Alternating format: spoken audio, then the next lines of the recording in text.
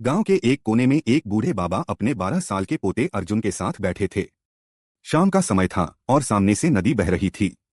सूरज डूब रहा था और हवा में एक खास सी शांति थी। अर्जुन थोड़े उलझे मन से बोला, दादाजी, जब हम सब कुछ खुद नहीं चुन सकते तो फिर मेहनत करने का क्या मतलब? जो होगा वही तो होना है। बाबा मुस्कराए। उन्होंने पास पड़ी एक लकड़ी उठाई और अर्जुन से कहा, बेटा, यह लकड़ी नदी में फेंक दो। अर्जुन ने फेंक दी। लकड़ी पानी में बहने लगी।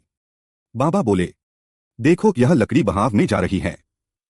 इसे न कोई दिशा पता है न मंजिल, बस बह रही है। अर्जुन ने चुपचाप देखा। बाबा बोले, अब जरा उस नाव को देखो। नदी के दूसरी ओर एक नाव थी जिसमें एक मल्लाह अपनी पतवार से नाव को विपरीत दिशा में ले जा रहा था। बाबा ने पूछा, अगर वही लकड़ी नाव में होती और मल्लाह के हाथ में पतवार होती तो क्या लकड़ी का रास्ता बदल सकता था? अर्जुन बोला, हाँ दादाजी, तब वो बहाव से अलग भी जा सकती थी। बाबा मुस्कराए। बिल्कुल, वही फर्क है लकड़ी और इंसान में।